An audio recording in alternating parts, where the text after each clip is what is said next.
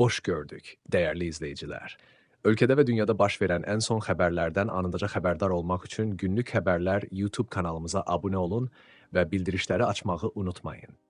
Azərbaycan ərazisində oktyabrın 13-ünə gözlənilən hava şəraiti haqqında proqnoz açıqlanıb. Bu barədə Milli Hidrometeorologiya Xidməti məlumat yayıb. Bildirilib ki, Bakıda və Abşeron yarımadasında hava şəraitinin dəyişkən buludlu olacağı, arabir tutulacağı, əsasən yağmursuz keçəcəyi gözlənilir.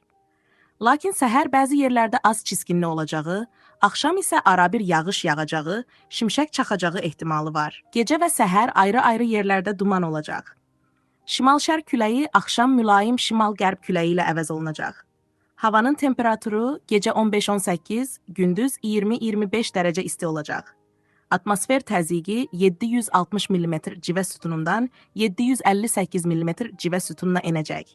Nisbi rütubət gecə 80-85%, gündüz 60-65% təşkil edəcək. Azərbaycanın rayonlarında bəzi yerlərdə arabir leysan xarakterli yağış yağacağı, şimşək çaxacağı gözlənilir.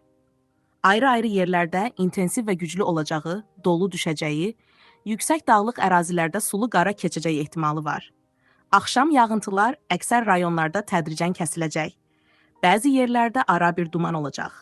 Qərb küləyi bəzi yerlərdə arabir güclənəcək. Havanın temperaturu gecə 10-15, gündüz 20-25, dağlarda gecə 1-5, gündüz 5-10 dərəcə isti olacaq. Günlük Xəbərlər YouTube kanalımıza abunə olmağı və videonu bəyənməyi unutmayın.